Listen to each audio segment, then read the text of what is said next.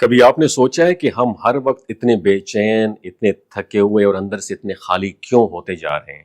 آج social media پر سب خوش نظر آتے ہیں، لیکن حقیقت میں اکثر لوگ اندر سے ٹوٹے ہوئے، بے سکون اور منتشر ہیں۔ کسی کے پاس سب کچھ ہونے کے باوجود ایک خلا ہے جو پر نہیں ہو رہا۔ وجہ کیا ہے؟ ہم نے زندگی کا کنٹرول خود سے لے کر دوسروں کے ہاتھ میں تھما دیا ہے۔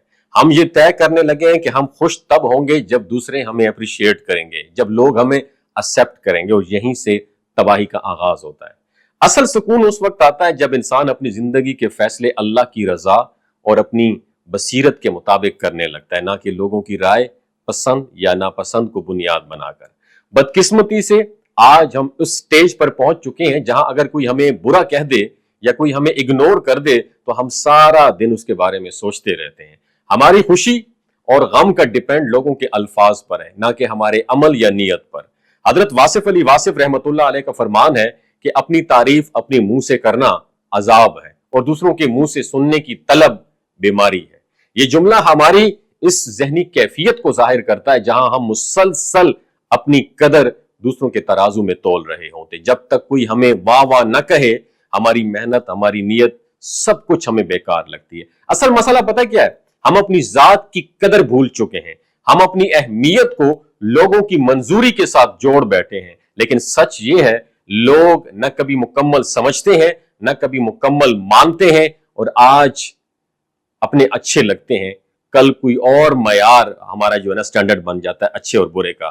تو پھر کیوں نہ ہم زندگی گزاریں جو اللہ کی رضا کے لیے ہو، وہ زندگی جو دکھاوے سے آزاد ہو، وہ خوشی جو دل سے ہو، نہ کہ لوگوں کے رویوں پر ڈیپینڈ کرے۔ اپنی پریشانیوں کا الزام دوسروں پر دینا سب سے آسان ہے لیکن سب سے خطرناک کام ہے۔ جو شخص یہ سمجھتا ہے کہ میں اس لیے پریشان ہوں کیونکہ فلاں شخص نے میرے ساتھ اچھا مجھے ٹریٹ نہیں کیا، تو وہ ہمیشہ غلامی کی زنجیروں میں جکڑا رہے گا۔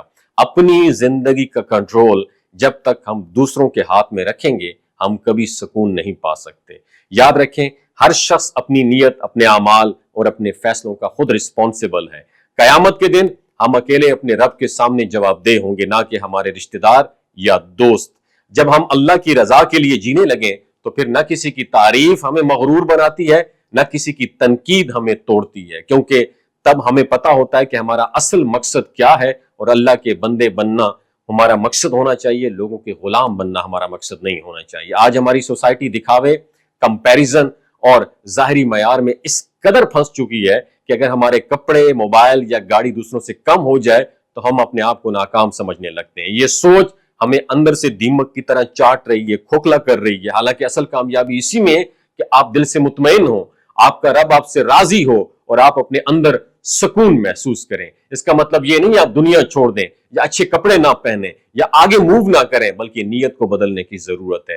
آج اگر ہم جو کچھ کر رہے ہوں وہ زندگی آسان بنانے کے لیے ہے تو وہ جائز ہے، لیکن اگر وہی کام ہم صرف دکھاوے اور دوسروں کو انسپائر کرنے کے لیے کر رہے ہیں تو پھر وہی کام ہمارے لیے بوجھ بن جاتا ہے۔ اور سب سے بڑی بات یہ ہے، خوشی وہی ہے جو اپنے نصیب پر جو خوش ہے تو وہ اس دنیا میں سب سے زیادہ خوش ہے، جو ہر حال میں شکر گزار ہے، جو ہر دن اللہ کی رضا کے لیے جیتا ہے، نہ کہ دوسروں کی واہ واہ کے لیے۔ اپنی خوشی کا ڈیپینڈ دوسروں پر مت رکھیے، اپنی قدر کا پیمانہ لوگوں کی نظروں سے مت بنائیے، اللہ کو راضی کیجئے، وہی اصل کامیابی ہے۔ زندگی آپ کی ہے، اس کا کنٹرول بھی آپ کے پاس ہونا چاہیے۔ اللہ ہمیں سمجھنے، عمل کرنے اور اپنی زندگی کو مقصد کے مطابق گزارنے کی توفیق عطا فرمائے، آمین۔ دعاؤں میں یاد رکھیے گا، وما علینا الا البلاغ المبین۔